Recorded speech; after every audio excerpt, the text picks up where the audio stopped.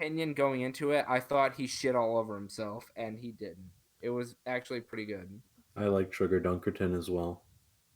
I don't know, man. That This was is why not. we need a Dark, because here we are discussing Dark, Why and it's did an interesting conversation.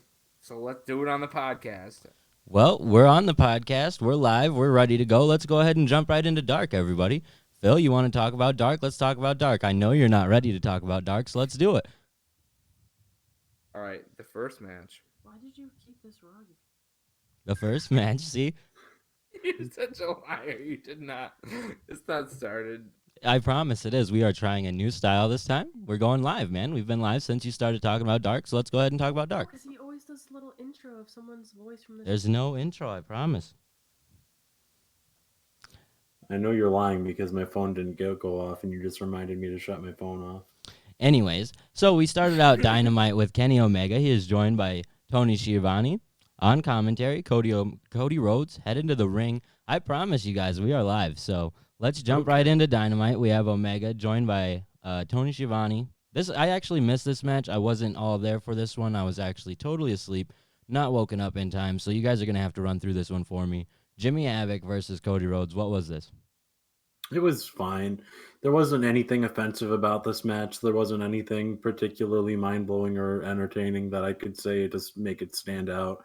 I was not asleep during this match, but I felt like I was asleep during this match. So I didn't love it, but they didn't do anything bad.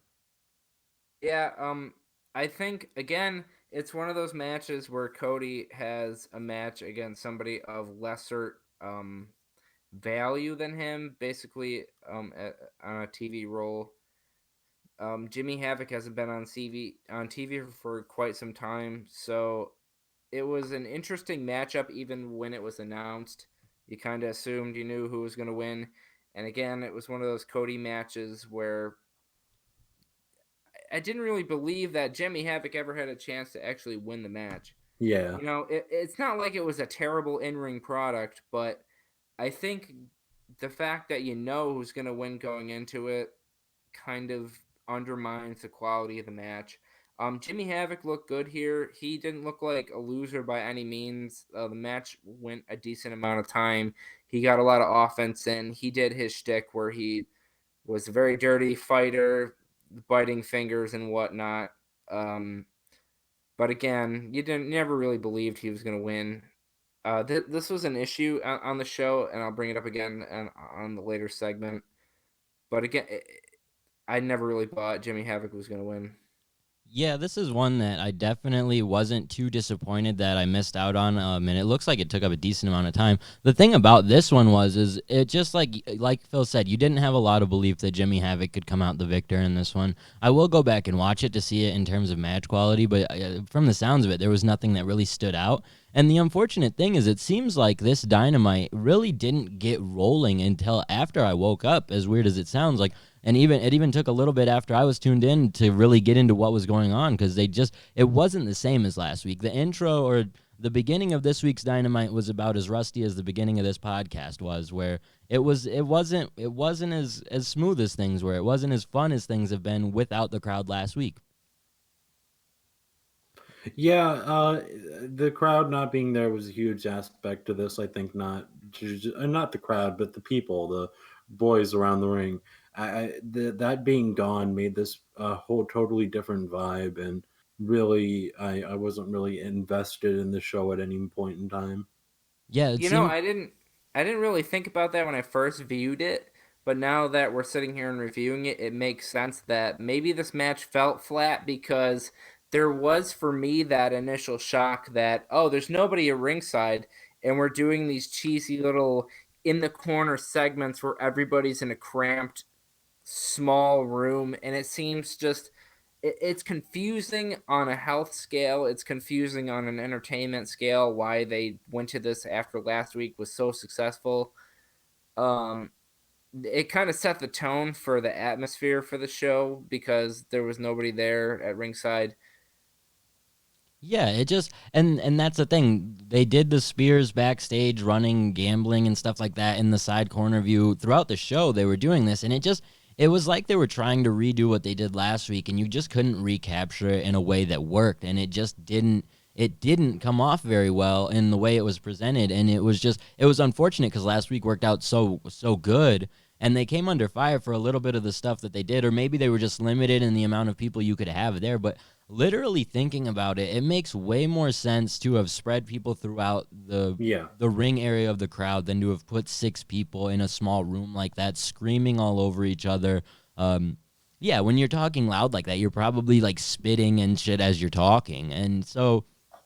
I don't know. There was just a couple of times where I was like, "This is probably not better," and it's not better as an entertaining way at all. So it was different, and then we closed with a really good Jake Roberts promo. Though this was the one thing you guys told me did stand out, something I definitely have to check out. Jake Roberts cuts a promo after the match, and tell me about it, guys. Jake Roberts was mostly going after Cody. It's kind of the same old thing, but he's saying he just wants one match with Cody, and he'll show him everything. That's all he needs is one match. And hail mighty Caesar, and he's talking shit on Brandy, and he's talking about the whole crew. Bring Arn Anderson, bring what's her face, because he doesn't even remember Brandy's name. And he's just going in on him. And at the end of it, after the promo ended, Cody said Lance Archer can have his debut next week. So I guess that's kind of indicating that he will give him that match. I didn't catch that vibe, AJ. I didn't feel like they were building up to the match next week. I felt like they were building up to just Lance Archer appearing on television and having a match.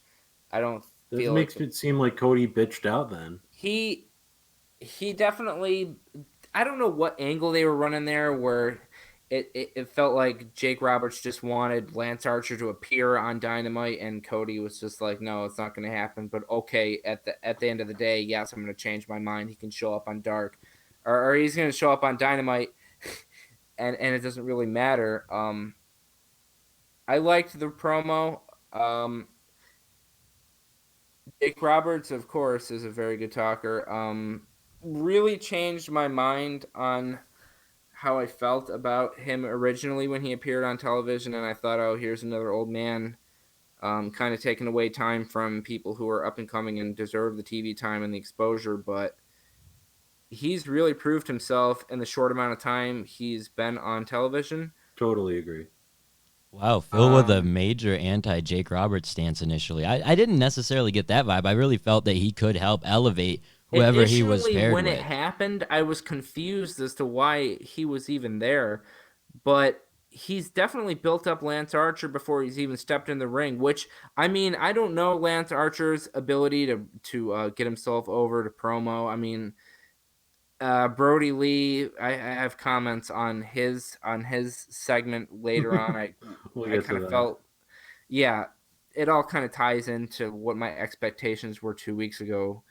But Lance Archer, before he's even stepped in the ring, he's established himself through a manager like Jake Roberts. Yeah. Well, and here, on note of that, a couple weeks ago, we weren't too sure if it was going to be Brody we didn't know with who. Jake. And so if you think about it, like, look at how much more beneficial it's been for Lance to get this pairing. It could have just as easily been roles reversed. Which would have been a lot like a negative. It would have been a negative for Lance, it would have been a net positive for whoever got put with Jake Roberts, I guess I should say. I don't think anyone can really pull off this Dark Order role the way that they want it to, the way that they're trying to establish it, especially the way it's been built up prior to this. So we'll have to wait and see, but it's just funny because, like I said, a couple weeks ago, we weren't sure which one of these guys were going to end up with Jake, and either one of them would have benefited from it. So it just goes to show they're doing a great job with managers and introducing them and presenting them in a way. Like, they have probably 4 or 5 different managers now who are all legendary superstars, but they're not necessarily taking away from the time that these other guys are getting. It's all been a net positive, and overall, if I look at it, the only one I would say maybe Arn Anderson as the coach for Cody, because it just didn't make sense. It felt forced. Yeah. Yeah. But it could lay the stage for Arn to then coach someone down the road where it could be beneficial. So it does set something up, and that's where I'm looking at this thing with Archer and Jake Roberts as, hey, down the road, if they want to bring in a tag team or anyone, you automatically have such a great, powerful person on the mic who can immediately establish that team or get them over in a way that would be really impressive. So Jake is a great person to have in that position. Yeah. From there, we get Cody. He returns to the commentary booth. Kenny Omega leaves. This seemed like a better choice, if you ask me. We did get Kenny back on commentary towards the end of the show, and it just felt a little better with Cody. I'm going to say overall, though, neither one of these guys stood out as like a great help on the commentary team this week. No, And it was a step down. it was so weird to have Cody start out on the announce table and then immediately go off to a match and be replaced by Kenny and then come back. Weird. It was jarring already that we didn't have a normal commentator there. Like, we didn't have Excalibur, we didn't have JR, who are normally there every single week. You didn't even have Taz, who's become kind of like a mainstay on the announce table at least once a week. That's a little concerning too. Did they explain why these guys weren't No, there? they never said why. They just said that they were all healthy and happy, and they just didn't. They weren't there this week. Like maybe, I mean, who knows? Maybe they're not comfortable. Maybe they don't have the ability. Maybe there's some type of travel restrictions where they are. I don't know entirely. So it could be something. But it is worth like paying attention to. Very notably, everyone who was on commentary last week is not on commentary this week. Yeah. A little bit of a worry there. I also agree that the change from Kenny to Cody was significant. I don't know what it was with Kenny, but he talked a little too low or he mumbled, but there were times where whatever was happening in ring was way louder than whatever he was saying, and I couldn't understand him half the time. So Cody definitely was a more calm presence on the announce team. He just reminded me of like his commentary he did with New Japan anytime he would hop on English commentary in New Japan. It fit that kind of style or that kind of wrestling where things are a lot more quiet in general. But here it was definitely different having Kenny there. And like I said, Cody didn't necessarily he did an okay job. He did fine. He just does better as a third man on commentary, not having to hold things down. So we do get a pretty decent video package with Darby Allin. He then calls out Kip Sabian. We get a match between Darby and Kip. This looks like a good one. They went about 10 minutes here. They got a good amount of time, and these two are both really talented. So how was this match? This was fun. I like this one. Not too much to say. Darby Allin, got the win over Kip Sabian. The video package was kind of interesting. It was interesting that they just threw something together, I guess, to fill time on screen that isn't wrestling. But it did feel like I didn't even know this match was happening a second ago, and now you're talking about Kip Sabian. And overall, though, I didn't have any problems with the match. I thought it was fast-paced, cool for these guys, and elevated both of them. A confusing segment for me because a lot of it was focused on the inner circle, and Kip Sabian isn't in the inner circle, and he was the immediate opponent coming up. So it was kind of weird that the video package centered around the inner circle. Interesting note for me, though, because I believe this is like one of the first times I've ever heard Darby Allin talk, and it's interesting to me because he's such a popular character already, and you haven't even heard him really talk at all.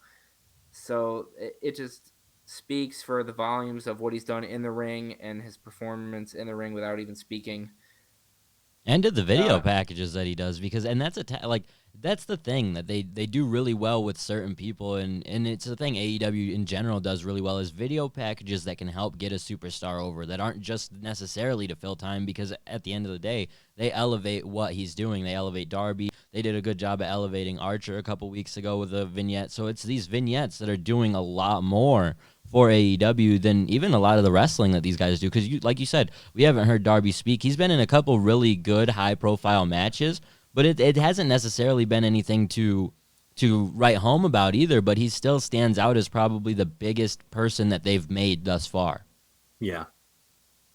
So that's... and it was an interesting note for the finish of the match is he finished it with a pinning combination that they called the Last Supper. They gave it a name, which makes me believe that he won't do the coffin drop if there aren't people in the arena, or at least that's my assumption. Thank God. Like that of all, it's almost crazy enough that he does it when they're in just a regular arena at a regular show. So for him to take it out of his repertoire, at least for when there's no one in the crowd, I'm certainly okay with that. And I did tune into this one and catch the finish of this one, and I like that. It's a decent little maneuver for him, Yeah. and it's good because his move set really plays into being a superstar who's smaller but can still beat larger athletes. It's not like his finish is where he has to pick someone up. He can tie basically anyone up in that move, get them in a knot, bridge, and then hopefully get a pin. So and they started to get that over with someone like Kip, who it doesn't hurt Kip to lose because he's No. like there's nowhere Kip can Losing really right now go anyways. but up. Yeah, he's set to feud with Colt Cabana. So the undefeated yeah, Colt it was just- Cabana.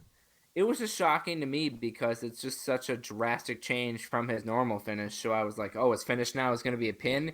Interesting, but it makes sense. Very Rio-esque. There's definitely someone backstage who notices like we should do roll-up type finishes with our smaller please stop doing characters this. because Mhm. it's what makes sense. So who Yeah. knows?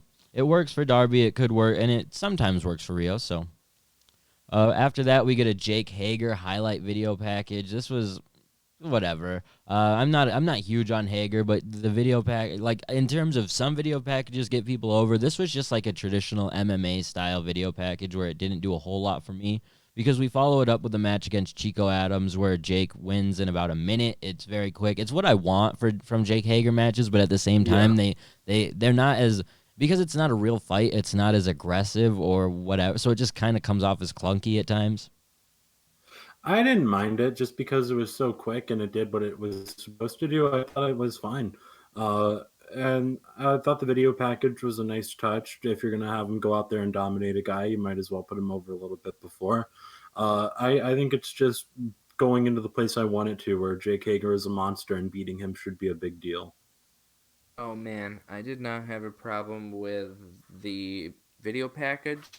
I did not have a problem with the match itself. I had a problem with what happened after the match.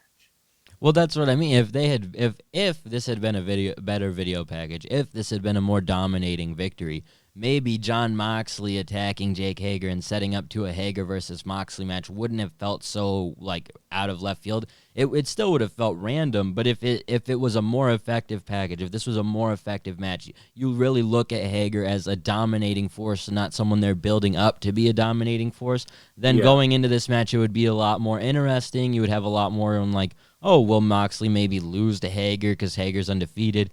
Despite the fact Hager's undefeated, I have no confidence he will win this match. There's No. nothing Yeah, and they've it's done. not really a match I'm looking forward to either. That's the sucky The thing. real factor here is the fact that he's undefeated is because he's beating a bunch of nobodies. He's Yeah. not padding his victories with established stars. He's beating up Chico Adams, and his biggest victory is Dustin Rhodes. I mean, who cares? I mean, Which he 5 cheated. weeks He ago- technically had to 5 cheat weeks to win ago, that this match. guy- 5 weeks ago, this guy didn't have a match, and he'd been on TV for months, and now he's stockpiling victories against literal nobodies, and we're supposed to imagine that he has a chance against John Moxley. But I will say the AEW model, really, because they don't have a pay-per-view every week, they have it like every 3 months. You have to have a big match every like month and a half, I'd say like 6 weeks. It feels like they have these like matches where they build it up, but you kind of know who's going to win. It's not like actual big matches that you'd pay money to see, but they're like big matches because they make you feel like they're big matches. And that's what I feel like this is going to be. They're going to have a random world title match. Moxley's going to win. It's not going to be very entertaining. It's going to be like 12 minutes. Yeah. This is a It's not segment. going to matter in the long run. It's just a program to bridge the gap to live audience. This is a segment that gets over way more with a audience, a live audience there. Because when Moxley makes his entrance, everybody's gonna pop anyway. They would have gotten way hot for that. Hager would have gotten a lot more heat for the way he won and for just being dominant and things like that. So it would be a lot better with a crowd too. It's a lot harder to tell this type of story with no one in the audience cheering or booing or doing anything like that. So it definitely degrades anything they have going right here. But yeah, it's just not a match that I'm super excited about. There's nothing in me that really has a lot of confidence in Hager winning or anything like that. It really is just kind of weird, if nothing else. Yeah. And It's out of left field, like you said. well, and to Phil's point of we have to build up to some major match, we still have blood and guts to get to at some point, and Yeah. So, and I know that who knows when they can do it based upon everything that's going on. That's why they did very little to reference it, if at all, in this show outside of Cody's one reference. So, yeah, there just wasn't a lot out of this. This didn't do a whole lot for me. But the thing that I guess my point is, I know there are fans who do think this is an interesting feud or an interesting storyline that they're going with. So if you have that live audience reaction, it probably would have rubbed off on us a little bit more to be like, okay, this is cool. This is actually like a badass confrontation. But it's not. Yeah. It's a lot. It's very reminiscent of like how they would book Umaga or Snitsky or whoever to go up against John Cena back in the dude. I'm serious. You go over a bunch of jobbers and then you're hot shotted into a main event title picture. And that's a lot how this feels. Yeah, you're not wrong. And AEW kind of has an issue with hot shotting sometimes, and it definitely could be a problem here because I don't really think. I know you're saying like there are definitely people who are into it, and I'm sure there are, but I don't think by and large people are asking for Jake Hager and John Moxley. And people need a decent Jake Hager match, so hopefully they can do like, and maybe just maybe Moxley use this as an opportunity to do that match he wanted to do with Lesnar in terms of getting thrown around and the shit kicked out of him and stuff. But I don't know. It does not do a whole lot for me. Something else that doesn't do a whole lot for me is Brody Lee is the Exalted One. We get a replay of that from last week. It's not a bad storyline. It's not the worst thing. It's just when you have a lot of months speculating that Matt Hardy's going to take over a role, and even though it doesn't necessarily fit, Matt would have probably done a better job. To get this segment where we're backstage, Brody Lee is eating his meal. He's talking to John Silver and Alex Reynolds, talking about how they're the Lions of AEW. They'll do whatever they want. And then Silver goes to eat before Brody is done. Brody is pissed about this, so sends Silver away. After this, he tells Reynolds to smarten up his boy. And then, because no one eats before Daddy eats. And then Alex Reynolds sneezes, so Lee snaps on him and banishes him as well because of the achoo. Very reminiscent to Vince McMahon callback is what it feels like. This just wasn't... I don't know. The WWE reference killed it for me, and it was already not doing well with me. But I was like, oh my god, they really did the sneezing thing. That's bad. You really shouldn't have to rely on WWE references, and he's doing a lot of that. And I didn't really like the angle to begin with, the promo to begin with, where they're eating dinner, and they're just like, where are they? Why is this happening? What's going on? It's weird. The Exalted One is eating dinner in the podcast right now. Forks and knives are dropping. But it was just awkward. That's the best way to put it. It didn't really hit the right spot, and kind of it's like it seems very impossible, like you said way earlier, for anybody to go into this role and do it justice. So I honestly think maybe this is the best we could possibly get out of this because I don't know how to do this better because it just feels dead to me. It was definitely a weird segment, man. I've been following Brody Lee for a long time because he's from the local area. Yeah, because he's from the local area. So I was amazed when this promo happened, when it first began, because I realized I don't think I've ever really heard him speak before. And at the end of it, it wasn't really good. It started off kind of strong in a way. Like it felt like, okay, this is going to be another decent Brody promo. It just and then seemed hokey. Yeah, reaching into the bag of Vince McMahon, and it like that's how they're portraying him almost as this godlike Vince McMahon character, which just doesn't work, especially when you do it in other companies. So this doing the Achoo thing could work in WWE because then they're being tongue in cheek about their own shit. But when you're being tongue in cheek about another company's owner and stuff, it's kind of weird. Yeah. It almost never works in professional wrestling. No. Every company has done it, but it's never worked. But to be fair, he did sneeze into his fist like a dirty bastard over a plate of food. I mean, come on, man. Do you know what's going on in the world right now? So it wasn't horrible, but yeah, It didn't do a whole lot for me. This leads into Brody Lee taking on QT Marshall. He wins in about 3 minutes, about 2 minutes too long, if you ask me. Brody should have just won off of that big boot and called it a day. Post-match, Brody leaves a mask for the Dark Order on QT's chest, essentially inviting him to join. I don't understand that. You just dominated this man in quick fashion. Why are you trying to lead him? But, yeah, maybe that's going to be his thing. Everyone he beats will join the Dark Order from here on out. Yeah, I don't understand why they would want him either after he just dominated him. I don't understand the appeal there, but I digress. The match was fine to me. I thought what you thought, like, hey, this is a little long if you're gonna have him debut, but I also thought, well, you kind of want to show him off. You kind of want to show off everything he can do. Not everything, obviously, but a lot of what he can do, and they did that, so that was fine. And overall, the match was way better than the promo. I'll say that much because I really hated that promo. Low standards there, AJ. I think it made sense that they wanted QT Marshall because, man, they recruited the Beaver Boys, or whatever the fuck their name is. I don't know what their name is. You got it right. I mean, that's the kind of people they're going after. Christopher Daniels wasn't having a very good start to his AEW career. And You're they targeted comparing him. QT Marshall to Christopher Daniels. That's No, messed I up. mean, I'm just saying that they weren't having very successful on-screen victories, in-ring performances.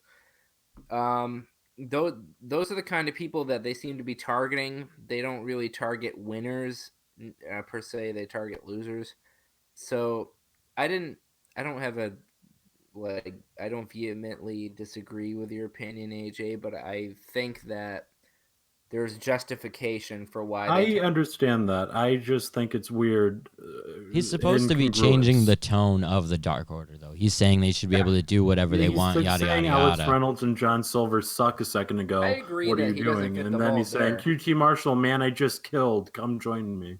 Yeah, so I do understand what Phil is saying, and I do get it, but at the same time, the way he's dominating this man, like at this point, we've first of all, it's very weird, and this is something I thought in the middle of that vignette, like why did it take so long for him to appear? Why like they're not explaining anything? No. Why is he all of a sudden just there? And now he's there all the time, and he has Yeah. no problem intermingling with these lowly members of his group at this point. Nothing has changed. Nothing inspired him to debut. Just a date specifically, which turns out was the Rochester show. So a specific reason in just that. But if you think about it, it's very strange. Like when I was watching the vignette, I was like, this is kind of weird. Why does he want to be interacting with them? Why does he go from being this secret force who wasn't interacting with anyone to now just openly eating dinner with them and being like, this is a new Dark Order. We're doing things different now. And it just feels very strange. Yeah, no, Because I he was totally agree technically with in that charge sentiment. the whole time before, so. Yeah, so why is it different now, and why isn't it more like a cult? Why is it just like it seems like a business now? Yeah, yes, very much. They are very much like a business. They went from a cult to just a business. Led by Brody Lee, Vince McMahon hybrid. So after And he went for the Sister Abigail again. That was bad. He needs to stop doing that. what do you mean? Did that the move or? He went for the setup with the Sister Abigail into the discus clothesline. Oh Weird. yeah. It's weird, That unnatural whole movement. the whole movement of it's unnatural. I saw the move. I didn't necessarily get the reference in it being that. That makes a little more sense.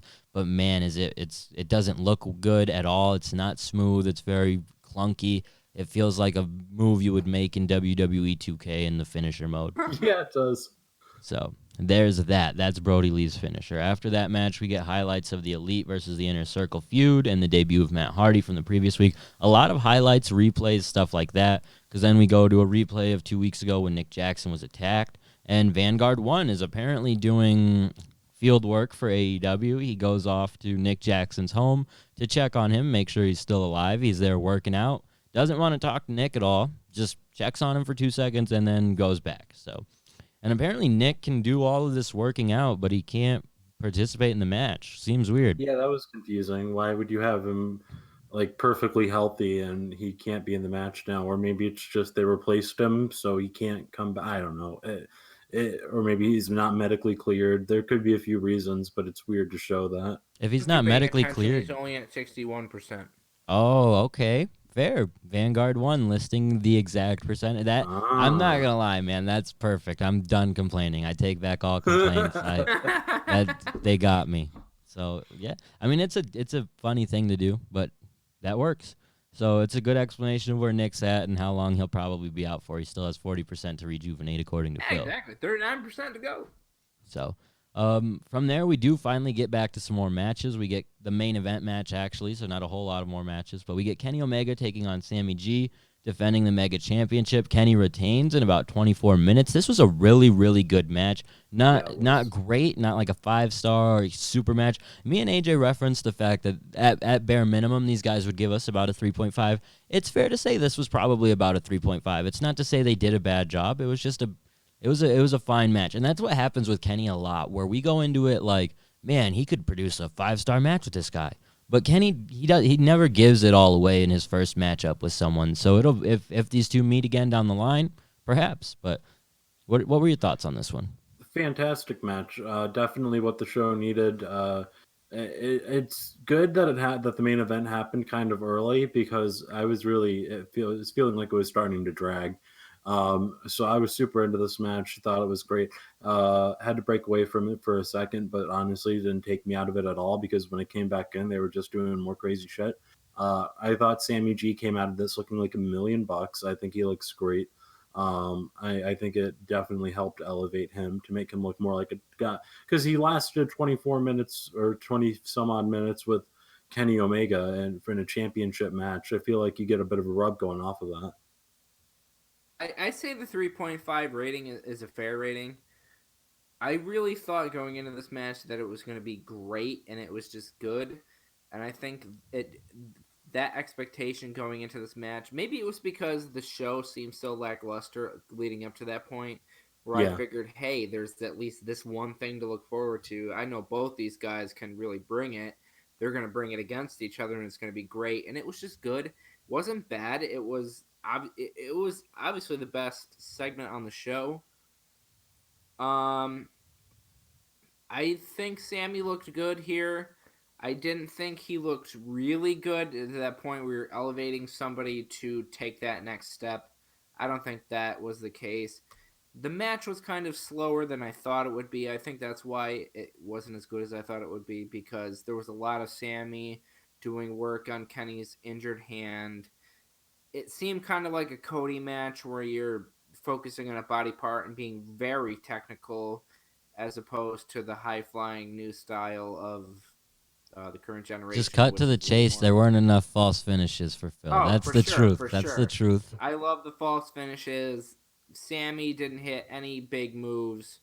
There was no real chance he was going to win. As soon as you see the one-winged angel, it's over. This is a moment, and there wasn't a crowd or anything, so I wasn't really expecting it.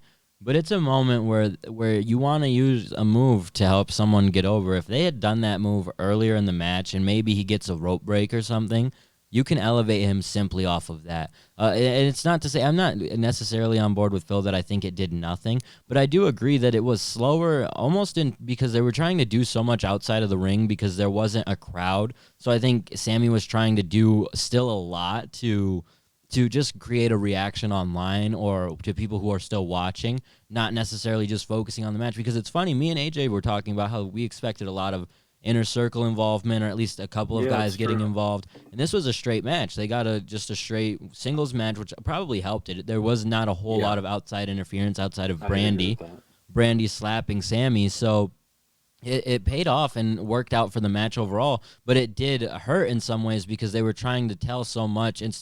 Because it would be a little weird for Sammy to just do a straight one-on-one match, not really any antics outside of the ring, not really playing up to anything, because he's so charismatic and does so much character work himself that for him to just go in and have a straight match with Kenny would have been different.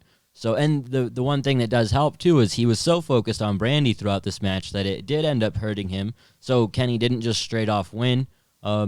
But I'm definitely a sort of in between you two. I think in the sense of I don't know it did a whole lot in terms of a rub for Sammy because while he did go 20 some odd minutes with Kenny, he never really felt like he was going to win the same way Phil said. So Yeah. when you have that much time to come out to at least look like you might, even just a roll up victory with the ropes or the tights or something, that would have helped just a little bit more in this As situation. much as you guys knock the false finishes, I feel like false finishes gives more of the illusion that the other person is going to win. Like if you hit 3 big moves on somebody in a row and they're kicking out, you're going, oh, they're going to start hitting big moves on them, and maybe that's Well, kind of it's how a wrestling fine goes. line to walk because you can easily enter into doing way too many. See Yeah, any NXT takeover or it any was ROH main event. it was interesting choice to me that there wasn't at least some in this match because it was the main event and you were going to give it 24 minutes.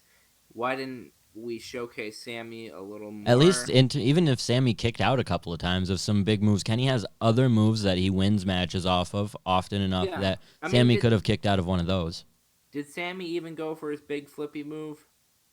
I don't think he really had an I opportunity to don't do think so. so. So He the went one for a thing, shooting Yeah. star. the one thing I do wonder though is maybe with just no crowd there to react to those false finishes, they're kind of Again, going with the yeah. mindset of, hey, don't do falses because it's really hard to. It's different when there's not a crowd there reacting, going, "Oh my God, he kicked out." Yeah. It's just That's a good. Who's that's there? Good. That is a good point, and it also could factor into the fact that I didn't really feel the match, probably because there weren't fans to react to the match. and this Fan is one. reaction is a huge part of wrestling. This is one where I wish they would have just maybe had Kenny go out and do very akin to the John Cena U.S. title open challenge, where don't announce this match beforehand. Have Kenny come out at the beginning of the show, cut a promo. We don't have crowd. We don't have a story to tell right now. So I'm doing an open challenge for my championship from AAA. Then you have Sammy answer that challenge, and you could even say only AAA talent can challenge for it. So it explains why some of the people Kenny is feuding with aren't challenging for it. And does a little bit more where you can then have Kenny do this weekly against, you have Jack Evans, you have Angelico, plenty of other people who have worked for AAA that you could utilize and utilize this championship to help the show weekly. Because if you have Kenny Omega match every week, people are going to tune in, a singles match especially, because at the end of the day, you're going to probably get a bare minimum 3.5-star match, especially if they give it 20 minutes. Like this match was there was nothing to complain about. Another thing me and AJ talked about was how when Sammy's in a big match, he tends to slip or make a mistake because he's thinking a little too much. You saw those moments in this match, but he didn't miss them. He didn't trip when he was being flipped and had to land on his feet. Every time he had to land, he landed. It might have not been totally perfect, but that almost helped it because it makes it more realistic. Yeah, I agree with that. So a good match. After this match, we have Kenny rejoin the commentary team, so we finally have a 3-man booth. Then we have Chris Jericho come out. He's talking with a microphone, lavalier mic probably, because he's not holding one. This was a little bit different, a different way to do a promo, because then he's calling out Matt. Matt doesn't come out. Vanguard 1 shows up. Jericho cuts a whole promo on Vanguard 1. Then we have Matt Hardy suddenly appear in the rafters, and they did some really, really bad editing to have him teleport his way to the ring. And from that moment, I was sort of taken out of what was going on because I'm just like, why are you allowing this? Why not just have them cut the promo from a distance to each other like this? Because you have to. There's no way you watch that and say this is fucking great. There's no way, man. There's just no way. So I thought it was funny. That's my takeaway. And oh yeah, let's be like fucking Impact and just be funny, like dude. And what gets me? Here we go. Here's shooting Drew because all the time shit like this gets me mad. There's a bunch of marks on the internet who are like, this fucking segment was the best segment I've ever seen. Matt I don't know about that. Matt Hardy and Chris Jericho are the best on the mic. This was the best ever. They're so unique, doing things different. It was shit. It wasn't that good. It wasn't that entertaining. It was really fucking weird. And if you're gonna do something weird like this, do it at the Hardy compound or something where it would be 100% more entertaining. This shit was just stupid. I agree with that. And then Matt Hardy punches him, and he's like, "Oh my God, Matt Hardy, you must be so strong because you took down Le Champion with one punch." And these fucking marks are like, "Oh my God, how did he come up with such a great line? His promos are so good." Fuck that. So go ahead. Let me hear your guys' thoughts on this segment. I liked it. I bet you did. See, you fucking Mark. I I thought it was exactly what I was expecting from Broken Matt Hardy. You So wanted shit. my expectations for Broken Matt Hardy are not fucking HBO cinematic classics. It's ridiculous, campy bullshit. You're right. And I agree with him on that. I'm taking it up a notch a little bit, but seriously, I didn't enjoy this. This was not good. So Phil, Oh man, I agree with both of you in a sense. I agree with AJ that I appreciated it because I'm not looking for great television or like mind blowing stuff when I'm watching a Matt Hardy segment at this point. It was funny, but it was also so bad in the fact that the editing was so poor. But I mean, like I was saying out loud when it happened, that's the same reason I like Austin Power movies because they're not trying to be good. It's like bad for the sake of being bad. So I felt like that's what that was. but Which that's isn't, so I don't know much if that's better. a good thing. But they You present know, it so much better on when they've done it in the past. It would come off better with a crowd. I 100% get that. And they for what it like it was very campy and what it was supposed to be. So it was good don't- for what it was supposed to be. But the like I said, the editing immediately threw me off. And then it wasn't Jericho's best job on in terms of a promo. Matt did very good in what he does because it's supposed to be that. I very much could tell that it's going to be different for certain people to interact with this Matt Hardy character. It's not going to be as easy as it has been for a lot of the people that Matt has interacted with in this way in the past because it's hard to get into that role of this isn't wrestling, this is it is wrestling, but it's very campy. It's very something different. And Jericho is great at what he does. He's probably the best promo in wrestling, if not one. He's one of the best for sure. So it's hard for me to sit here and be the one to criticize it so heavily. But Jericho especially, he and I don't know what he could have done to do better because this was a very hard segment to produce with no fans with these two. It was just rough. And like I said, that line where he got punched and he was just like, "You must be so strong because you dropped me with one punch." I was like, "You're killing me." And a lot of it too was honestly the fan reaction of sometimes there's a group of AEW fans on social media who will not take a second to look at something and be like, "This is not that good." If this was happening on a different product, we would not enjoy this. And if this segment was done in WWE, it would be 100% worse because of how they produce it. So I'm not saying that you should look at it as it was the worst thing in the world. I'm just saying this wasn't that great. This wasn't like people will want to praise something as like, "Oh my god, it was so great," because you want to like it so bad. But it really what about this was so great? The bad editing, the weird delivery from Jericho, and with Jericho using that mic every time he got punched and stuff, you could hear it very clearly, and it was very strange in a way. I was almost waiting for him to say some shit he shouldn't say.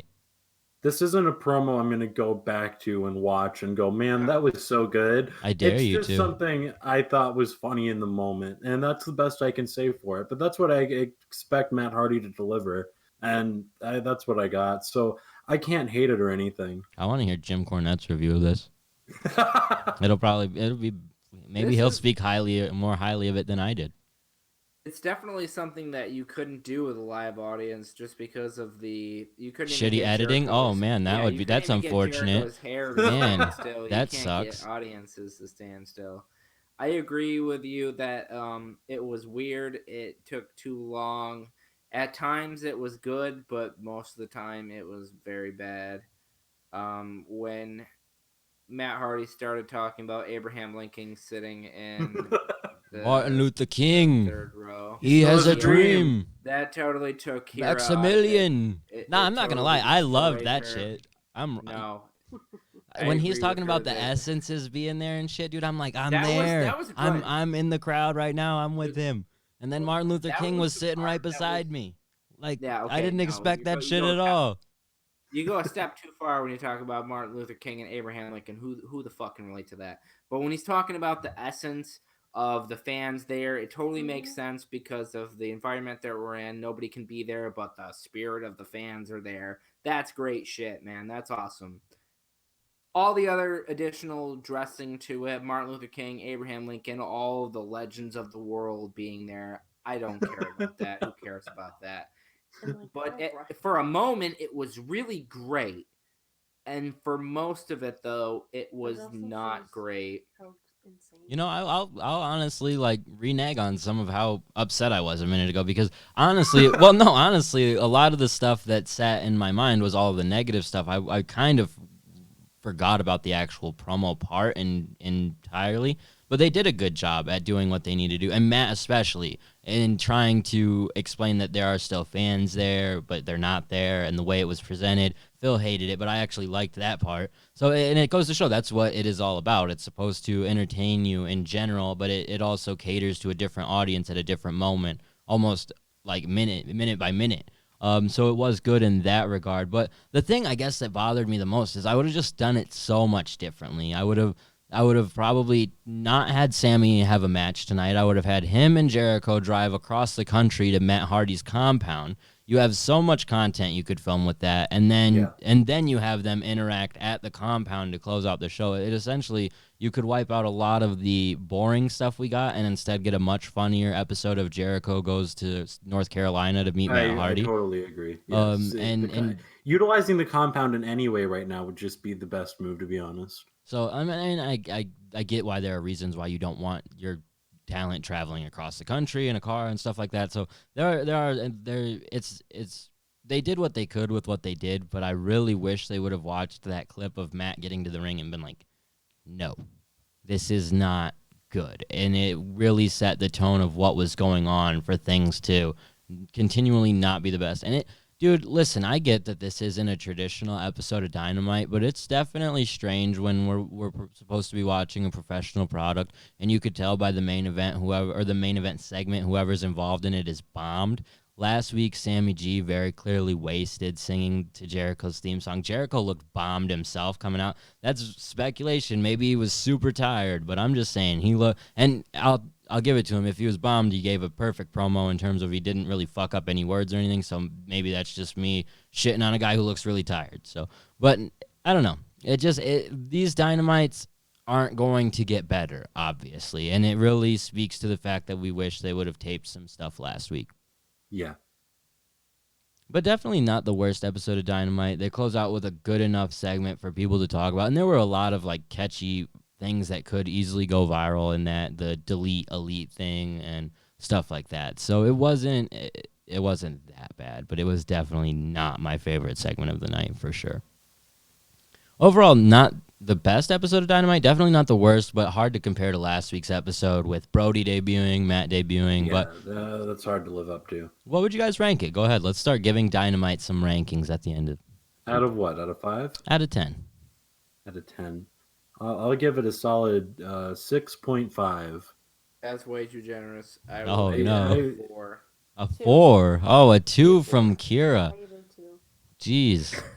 Rough. That's too harsh. I'm taking into No consideration matches. that there's no crowd and they're doing what they can. She did not like the fact that Sammy lost. If Sammy G wins, Kira's giving this show a 10. But There's also the fact that there was no women matches. nah, that's fair. But hey, they got to protect the women. They the coronavirus. So Penelope Ford was there. What can we do? Maybe there will be some women's matches on Dark. Well, let's go ahead and talk about this week's episode of Dark. That was the one thing they taped last week. Almost gave me the idea that they were maybe like preparing for the fact that Dynamite might not happen this week, because it was an hour-long episode of Dark. They had 6 matches involved on the card.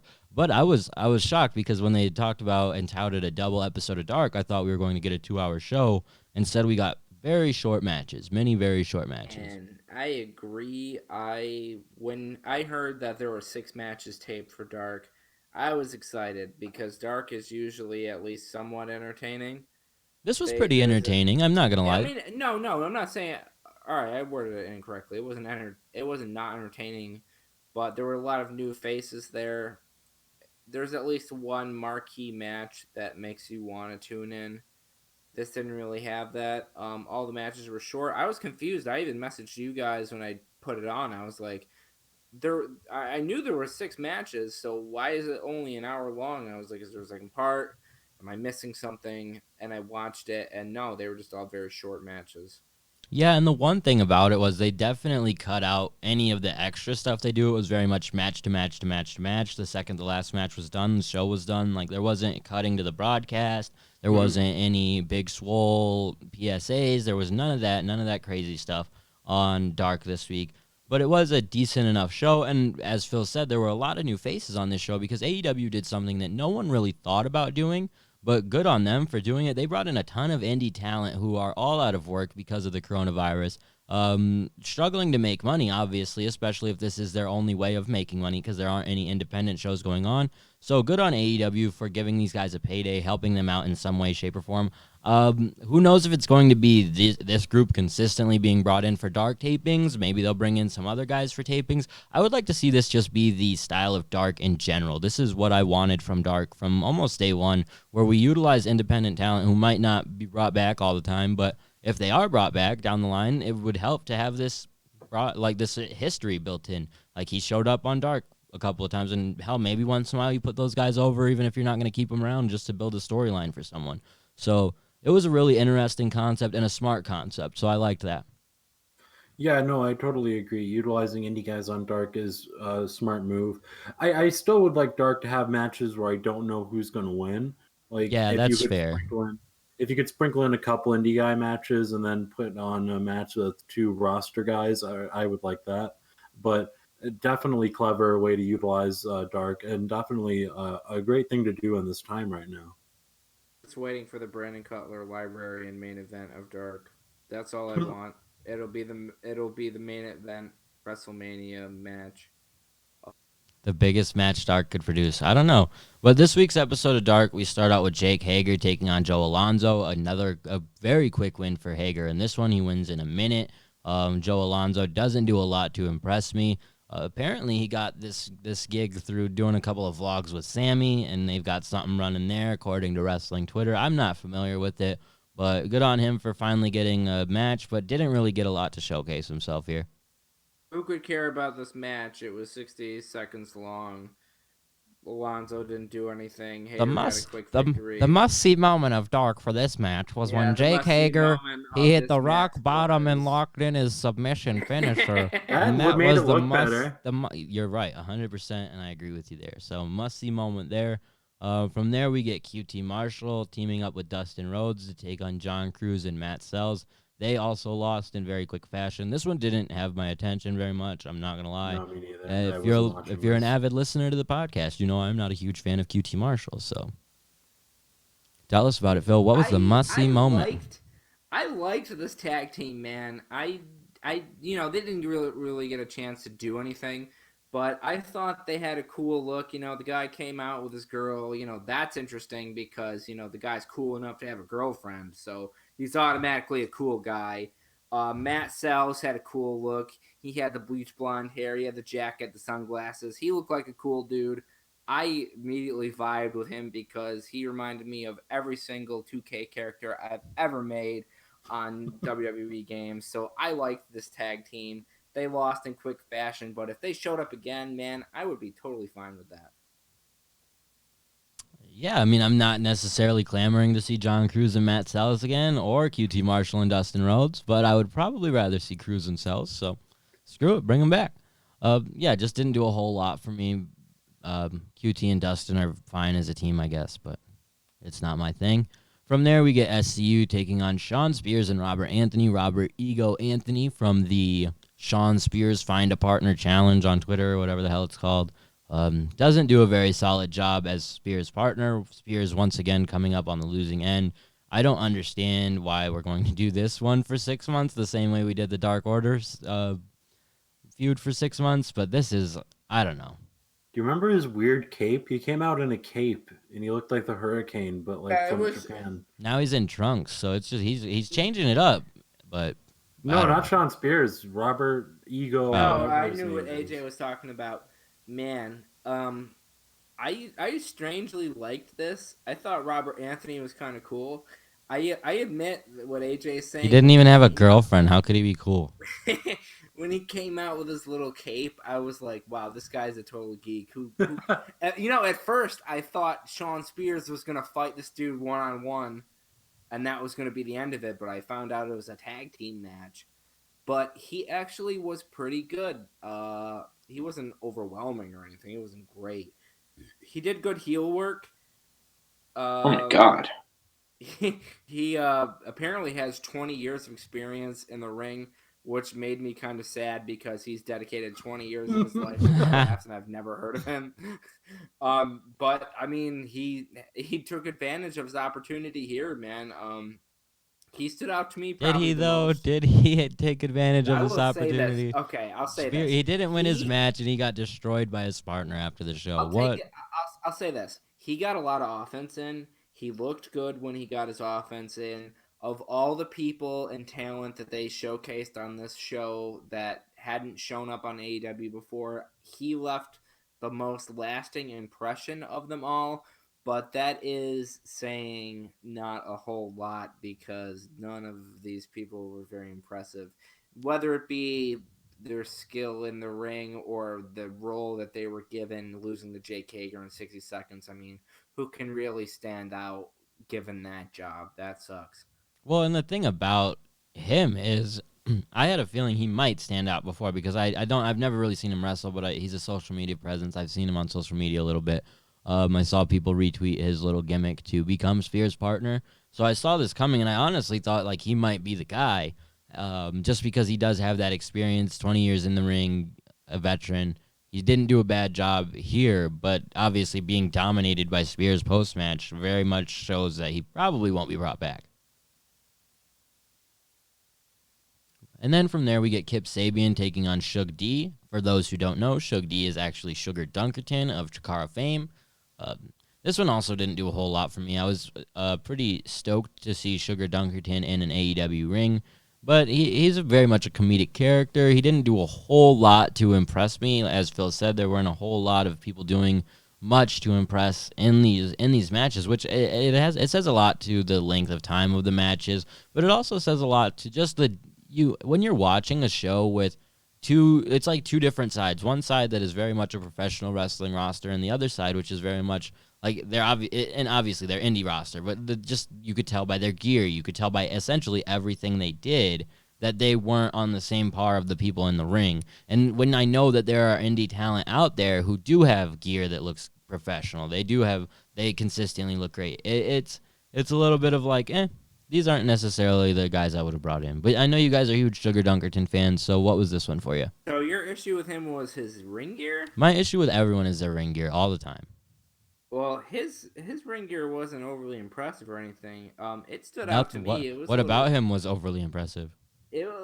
I mean, I had no issue with him and his performance in the ring. It was not offensive to me. He reminded me of a funky regular or dude becoming a sloppy. wrestler. Like, all of his moves were just like, oh, that looks like a regular guy doing a cartwheel. I liked the slap on the ass spot. I liked it because I know that he's Sugar Dunkerton, and that's like, Yeah. that's like a His sports thing. comedic stuff was good. It's just like overall I don't know.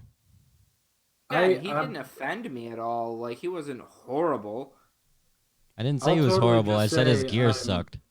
I'll His just gear totally was say I'm fine. biased, and I just liked it because Sugar Dunkerton was wrestling. So that's my only real Well, reason I for think liking that was it. me. That was for me too, because I was telling Kira, like, man, I've seen this guy wrestle a long, long time ago. I didn't even know he was still wrestling. I think Yeah, I just had more expectations for this because you guys are so into Sugar Dunkerton that even the comedic character aspect, there are better comedic characters out there.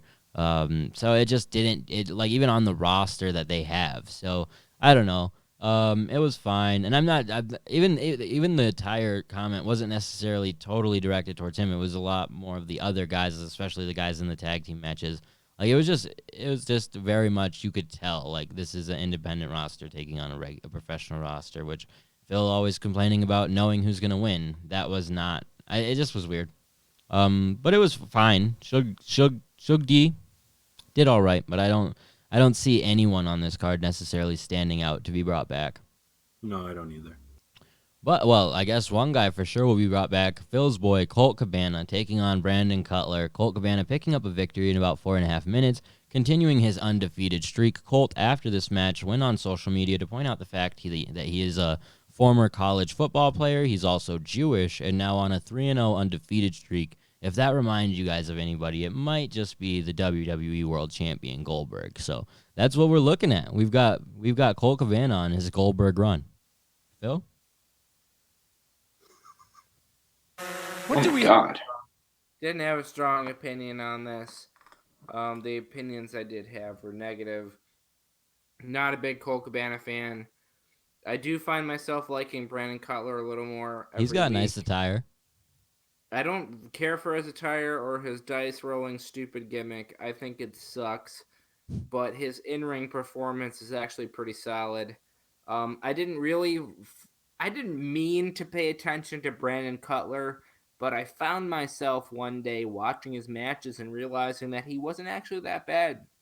Phil's So a big now I'm Cutler like- fan. So now I'm like one of these guys who pays close attention to his matches, which is weird because not a lot of people do, I assume. But he's actually not too bad. He's actually pretty good. And I assume that eventually he's going to get an opportunity to be an actual like character on the show.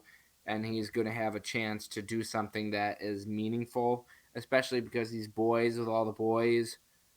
I love that Phil Um, halfway buries him in his compliment of like, I think he does a really great job, but no one watches this guy. No, I mean, why would they? Man's got no victory. He's done all right. He's, if anything, I would say he's someone I would like to see the Dark Order targeting and trying to bring into their fold. Just because It of how definitely big makes he sense. is, he would make sense to be. Even though he's lost a lot, he's They talented. got too many big guy. bald people, though, man. They got too many bald people. Is this a I bald can't- order? I can't keep up with it. Nah, They put want- him in a mask, dude. He would look better in a mask, They want Christopher Daniels. They just got like Excalibur. Drew Grayson. They don't need any bald people, okay? It's too confusing for people who don't watch every week, okay? It's too confusing. But yeah, Cutler hasn't done a lot to necessarily stand out in terms of like victories and stuff, but he's doing better in the ring and really starting to build a name for himself on Dark despite never really winning. And that's a testament to the commentary too. They do a good job every week of mentioning that, reminding us, hey, like Cutler hasn't won a lot, but he's been doing good. They even, I think at one point they said he was on a roll, even though he hasn't won. So yeah, What kind of role is that? I don't know, a dice roll for Dungeons and Dragons, brother. And then in our main event, we get Sonny Kiss teaming up with Joey Janela to take on Corey Hollis and Mike Reed. This one was solid, and it wasn't like really great or really bad. I don't know if Sonny Kiss and Janela are going to be like a consistent tag team. One notable fact, Joey Janela got some pyro, big pyro Joey. So he's moving on up. He's in the main event of Dark. He's getting pyro. They're paying respect to our boy. I did not see this match. I don't Fake know fan, about fake it. Janela fan. Yep, I didn't see the other one either, the one before it. So big Dark fan. The tag team is interesting. Haven't they tagged before? This has definitely happened before, hasn't it? I don't I think almost- so. Almost assuredly, I believe that these two have tagged before and they lost. No, he tagged last week with the Private Party, but no. And I'm telling you that Janela has teamed with him before. Maybe on Dark. I guess you might be right, but I'm not totally sure. I would assume they would have had some type of record under that, but I wasn't paying attention to that They had a either. little So unique chemistry. You know, they did a few tag maneuvers. They had a tag finish. So maybe it might be one of those random tag teams like Dustin and QT Marshall where it doesn't make sense until you see it for like 6 weeks in a row and you're like, okay, this is an established thing. I can get behind this though for sure. Like Sonny and Joey, just because I really Yeah. like Joey, so pairing Sonny, who's someone like I don't dislike or like Sonny, but it automatically sort of elevates him in my mind by being teamed with someone I really do enjoy. And they're both kind of out there in terms of characters, and you could see something really interesting developing here, even if they become like really good friends and then presenting an opportunity for Joey to turn and destroy Sonny at some point or something like that down the road. So I don't think pairing them would be a bad idea at all. Yeah. One thing I did have with this match is I had to explain to Kira the essence of Sonny Kiss's ass moves.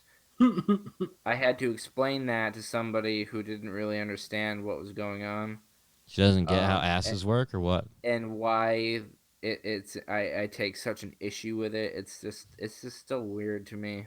It's So- like counterproductive kind of thing. So you like the hokey stuff when it's Jericho and Matt Hardy cutting promos, but when it's Sonny Kiss's ass bumps, it's too much for you.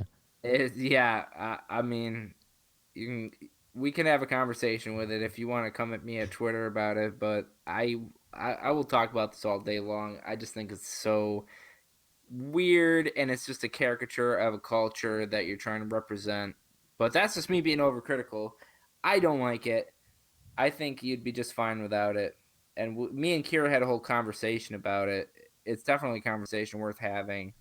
I think he would be much better just to not do Phil doesn't think he should be weird shit like flamboyant, that. which isn't fair because No, what that's if not he what I'm saying at what if all, he wants man. to be flamboyant in his own like That's what if not that's what I'm just saying him, at all. dog? But when you're forcing a competitor to eat your asshole, that is messed up and something that You don't think that's you a would good expect your racist uncle to What describe is a going person that on here? way. No. I mean like I get it that it's definitely weird, definitely strange and very hard to explain I'm to just the tired of average seeing fan.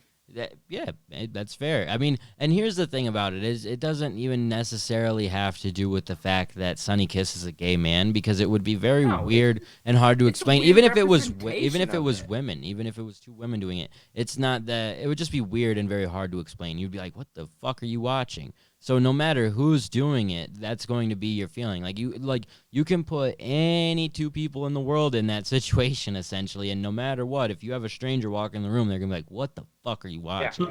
So Yeah. so in that point, I get it. I totally get what you're trying to say, and yeah, maybe it's something that should be thought about in terms of like, what are we trying to present with this? Is this like it's a comedy bit that works on the indies, but do we want to Yeah. present ourselves like this to a whole audience? And do you like?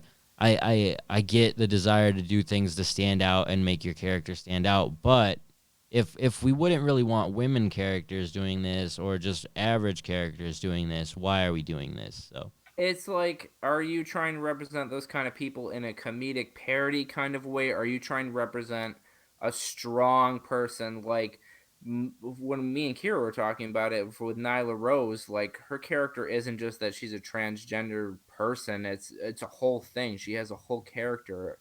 It's not her entire personality. She's gone beyond that. There's nothing about her in-ring personality that